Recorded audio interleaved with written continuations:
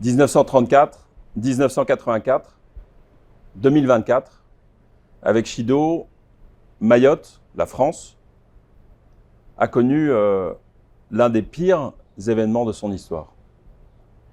Des vents d'une extrême violence, de l'eau, une houle cyclonique, bref, un événement historique, avec une partie du territoire, une grande partie, voire la totalité du territoire qui a été impactée. Chers compatriotes, chers Mahoraises, chers Mahorais, à cet instant, en ce moment des vœux, je pense à chacun d'entre vous.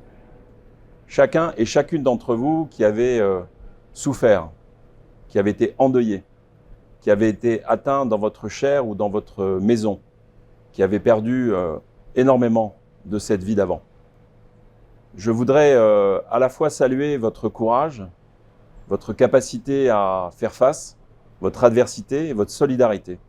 Je sais que, au-delà de notre engagement des services de l'État, au-delà de ce que l'on a fait pendant ces premiers moments, il y a eu dans chacun des villages de Mayotte, dans chacune des communes de Mayotte, dans vos familles, beaucoup de solidarité et beaucoup d'entraide. Et je suis fier d'être le préfet des Mahoraises et des Mahorais à cet instant. Ma première tâche a été à la fois de protéger et de secourir. Protéger d'abord avec les forces de l'ordre, avec la gendarmerie, la police, avec l'armée. Nous avons mis en place tout ce qui était nécessaire pour apporter cette protection de chacune et de chacun d'entre vous. Secourir ensuite, dès les premiers instants. J'ai demandé aux pompiers, aux secouristes, à la Croix-Rouge, de se porter vers les victimes, d'aller vers chacun d'entre vous pour vous porter secours. Et je voudrais d'ailleurs à cet égard saluer l'engagement de chacun, cet engagement sans faille. Malgré ce que nous avons subi, l'ensemble de ces services sont restés debout, ont œuvré pour aller dans le bon sens et faire en sorte que nous puissions répondre à cette mission essentielle d'aller secourir et protéger. Au cas particulier, je voudrais saluer les médecins et les infirmiers de l'hôpital qui ont reçu dès les premiers instants les premiers blessés et qui ont, tout au long de ces premiers instants de crise, géré les choses avec énormément de courage et énormément d'engagement. La deuxième mission qui nous a été confiée par le président de la République dans cette gestion de l'urgence, c'est d'apporter de l'eau et de la nourriture aux quatre coins de l'île. Et là encore, je voudrais saluer l'engagement de tous les partenaires, de tous ceux qui ont œuvré pour faire en sorte que les routes soient dégagées. Les services de la DEALM, les services communaux dans les communes, les services départementaux, l'armée avec le 5e régiment étranger d'infanterie, qui a fait en sorte que nous puissions dégager ces routes, les ouvrir pour chacune et chacun d'entre vous. Cette logistique, elle a permis, depuis le port de Longoni ou depuis l'aéroport de Dzaoudi, avec aujourd'hui 15 avions qui se posent chaque jour, d'apporter aux quatre coins de l'île de l'aide, du matériel, des hommes, de la nourriture, de l'eau. Je sais que bien des personnes nous disent que parfois, tout n'est pas parfait et qu'il manque encore beaucoup de choses.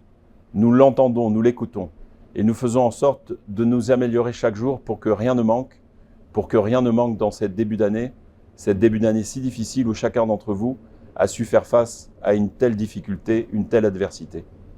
Enfin, le président de la République nous a demandé de rétablir les fonctions vitales, l'électricité, l'eau, la téléphonie, les déchets, et puis depuis le 1er janvier, la réouverture des vols commerciaux si importants dans une île, pour que chacun puisse partir et revenir, pour que chacun puisse aller se reposer, se ressourcer, mais revenir ensuite pour reconstruire.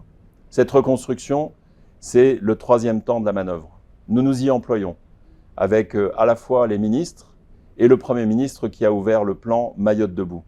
Ce plan, il va toucher tous les secteurs, de l'agriculture, de la pêche, des entreprises, de la forêt, de l'environnement, des services rendus à la personne, des hôpitaux, de tous ces services qui sont tellement indispensables à la vie collective.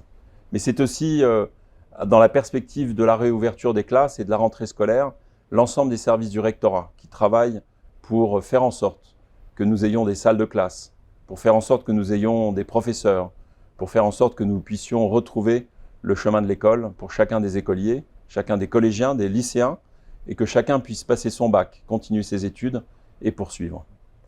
Voilà le temps de la reconstruction qui s'ouvre, voilà le temps de la France qui se relève, voilà le temps de Mayotte qui se relève, avec la confiance et l'engagement de chacun, dont je sais que vous faites face encore aujourd'hui à des difficultés qui sont nombreuses. Ce plan Mayotte debout, voulu par le président de la République et par le Premier ministre, tous les ministres engagés s'y engagent fermement pour faire en sorte que nous puissions réussir ensemble pour reconstruire Mayotte. Je suis confiant, mais je suis surtout extrêmement fier de ce que vous êtes, extrêmement fier des services de l'État, extrêmement fier de l'ensemble de ces partenaires qui se sont engagés en matière d'eau, en matière d'électricité, en matière de déchets pour faire en sorte que nous puissions retrouver une vie normale.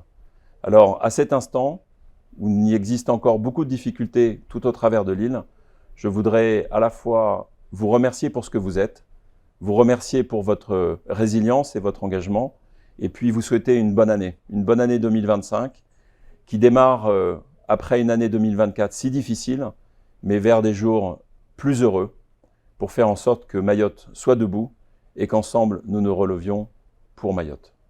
Bonne année à tous.